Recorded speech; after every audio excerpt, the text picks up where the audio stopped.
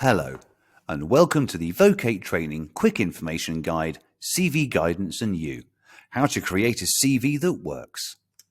Here are some of the topics we'll be covering over the next few moments, starting with, what is a CV?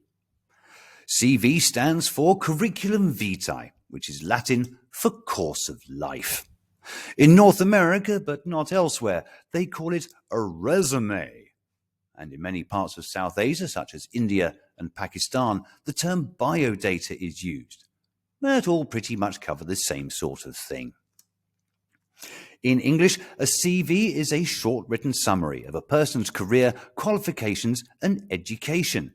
Your CV is the tool that helps you get your foot in the door when applying for jobs. Now, this should include some basic details on you and why you might be an employable member of their team. 40 years ago, your CV was very straightforward, containing details of your name, your contact information, and history on your employment and education. Then some clever person invented hobbies and interests to add to their CV as they thought it would give their application more depth and meaning. Then some other bright spark invented the personal profile, and now a CV can start to look a bit daunting as well as a bit busy. We'll examine all of these as we go through. Now, certainly to make a CV, the first place to start would be a word processing application, and there are many available from Microsoft Word, Google Docs, and so on. Each of these will have a choice of templates to get you started. But beware, if you are using one of these templates, to remember to remove or overwrite the template information. There is nothing worse than seeing John Smith, insert name here. As a top tip, always have a look through the internet for other people's CVs and examples to see what they're doing. Now, there are a few things you would need to include on your CV. Firstly, your name, both first and last names, your contact information, including telephone numbers, email address, and an idea of your location. This could be your full address or simply your town or postcode. But you do need to give your prospective employer an idea of where you are.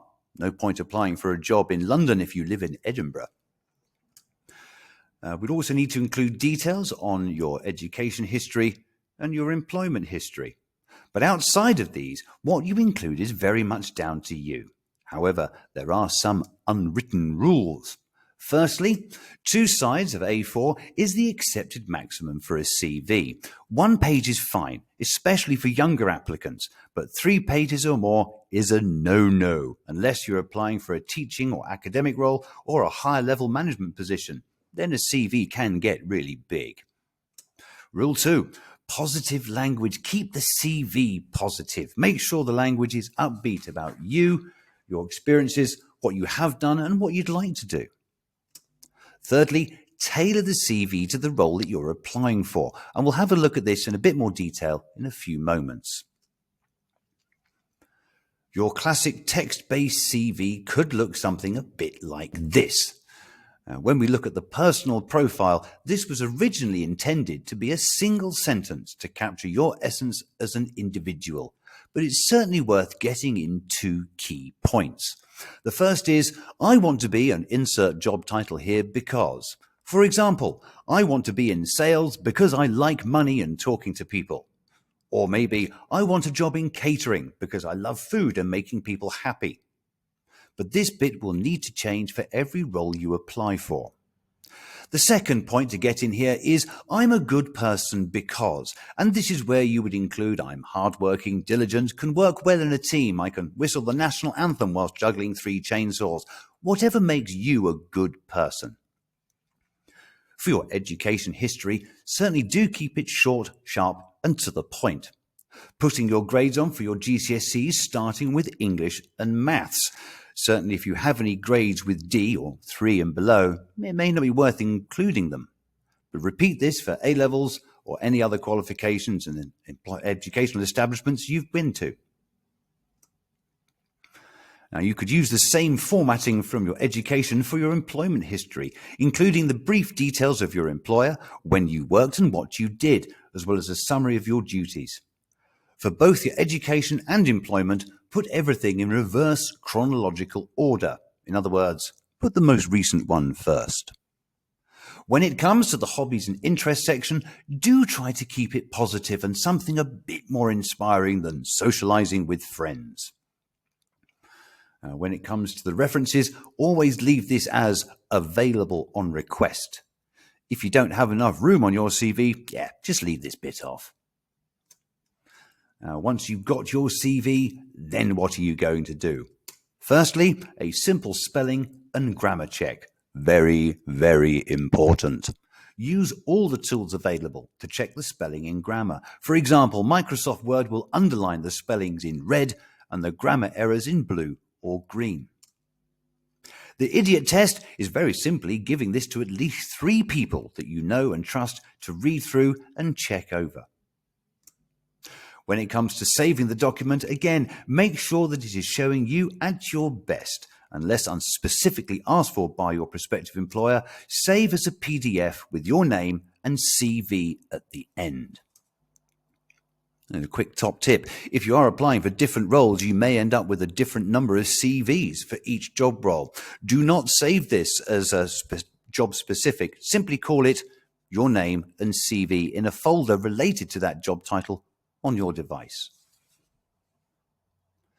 What not to include in a CV. Protected characteristics were brought into law a number of years ago, including age, ethnic identity, gender, and so on. These could send the wrong message if you choose to include them on your CV for any job, so it's probably best to leave them out. You also don't need to include details about your weight, national insurance number, and so on. But the biggie, misleading information. Do not lie on your CV. Certainly embellish the positives, focus on the good aspects, but an outright fibbing is a no-no. Once you've got your CV, it's been proofread and ready to go, let's get you out there looking for jobs. There are many internet-based job boards to sign up to, and sign up to all of them, as the perfect job for you may not be on the most popular one. A good range of job boards includes Indeed, CV Library, Jubal, Total Jobs, Google Jobs, and many, many more. Certainly have a look at local or national recruitment agencies that specialize in either you, your location, or areas of employment that you might want to work in. The same goes for local and national newspapers, as the vacancies advertised there may not be elsewhere. Social media is a great place to start, and starting for that is LinkedIn. Originally set up to be a recruitment social media channel, it's become more of a professional channel, but still a great place to get you out there. Now, how can you step it up a gear? My latest and greatest piece of advice is the infographic CV. Look for this term on your favorite search engine and see what else is out there. For any recruiter that is looking at your application, they have 4 piles in front of them. We have the no pile, bad. We have the maybe pile, just as good as the no pile. We have the yes pile, pretty good. And we have the forget everybody else, I'm going to ring you now pile. And that's the one you want to get into. For this, have a serious look at an infographic CV. It certainly makes your application stand out a mile from anybody else that may be applying for the same role. Thank you very much for watching our CV tutorial and guide. If you do have any questions, please let us know. And we look forward to seeing you in the next session.